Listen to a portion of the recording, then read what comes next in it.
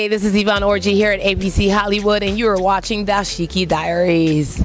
Najano de Carilas.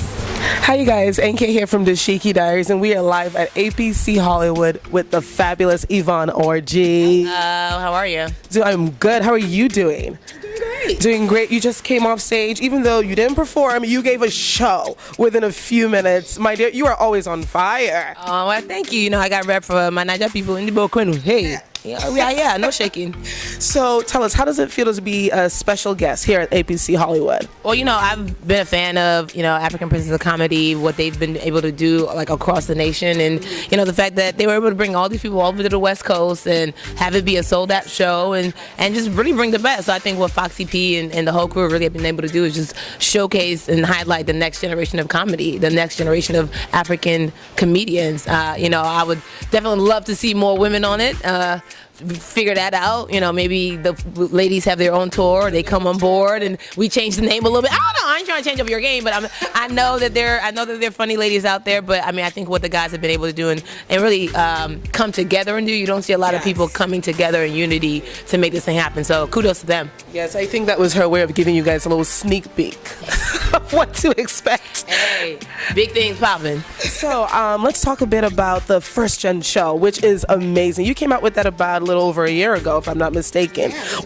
So what was the inspiration behind that? Well, I haven't seen Africans and especially Nigerians represented on TV in a way that they're just like regular neighbors next door. They're either like a caricature of Africans, what the people think they should be, or like they're fleeing genocide. And I know so many regular Nigerians, and I just wanted to highlight that story, but I also wanted to really talk specifically about like my life. Like, what I've been able to do is go against the grain, and I think now more and more first gen kids are finding their voice and being able to go against the grain. But when I was trying to do it, it was very much like, well, this thing that you want to do, nobody else is doing it. Why do you think you will succeed? And all that jazz. And so I just want to tell that story of like what it feels like to have immigrant traditions and cultures and respect them, but also embrace the new age Americanness that the dichotomy that we get to live into. Yes, and I know comedy within the African parenthood, it's not like necessarily the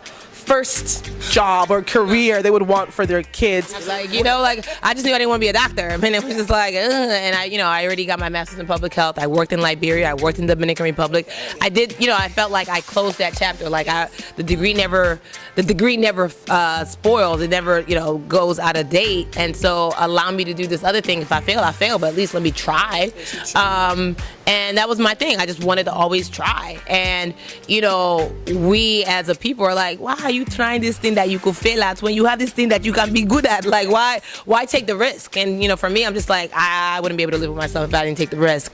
And I just knew that specifically, I knew I heard from God. Like, I'm not even trying to make it anything spiritual or spooky, but it was just like, I wouldn't do this if I hadn't been so sure that I heard from God to make this happen. And for me, being disobedient to him is more detrimental than anything else. So I was like, if he said it, he has to make it good. And at some point I really had to release my parents to him. I was like, you gonna have to make it clear to them, because I can't fight this battle. You gonna have to let it be okay with them on your own. And after a while they stopped telling people she has a master's in public health, as if that was them holding on to maybe she'll go back to doing it. And eventually it was just like, my daughter is out in LA and she's writing and she's trying to perform, and then and then it was like, oh, then she has this show, and then she booked this show. So I think once you see something tangible, it starts making sense. But until then, our parents are just worried. They're afraid that they sacrifice so much, and then their return on their investment is going to be zero. So I don't blame them at all. I feel like if I had a daughter that told me she wanted to do comedy after I spent all my money to take her to the best schools, I'd be like, kill yourself, and then come back and tell me what you really going to do with your life. So I don't blame them at all. How does it feel? How has the experience been so far working with Issa Rae on Insecure on HBO? Man, Insecure really is a dream come true. It's a blessing. I mean, the whole crew, like working with Issa, working with Prentice, working with Melina, working with Jay Ellis, like everybody on the cast, everybody on the crew is really dope. And I'm so grateful that this is like my first big thing to be able to. I mean, you know, I've been grinding for 10 years, but like people are gonna be like, she came out of nowhere overnight. And it's like, kill yourself. It wasn't overnight. It wasn't. It was long nights. It was a very long night then. But you know, just to be able to be part of the show, that's not only good, but just also well received. The reception's really been phenomenal. It's more than, you know, it's everything we could have expected and everything we could have hoped for and then some. And so I'm just grateful to be a part of the ride, and Issa's so generous. And really, I feel like it was me in the passenger side seat looking at her in the driver's seat, because for me, I'm about to be in the driver's seat, you know, with First Gen. So it was kind of like God positioning. It was almost like real scripture, like Elijah and Elisha. Like, I'm like, oh, I see what you did there. And so now it's like I got the opportunity to do the same thing. And so I think, you know, God is real strategic. You know, back when I was doing First Gen, it was like I was a no-name nobody. And now it's like, oh, co-star of Insecure on HBO. Like, oh, okay, great, yeah. It carries more weight, and it's like it's the same project that we've had, but like different things happen, and the industry focuses on what it focuses on at a certain time. So it's all perfect, lining up perfectly.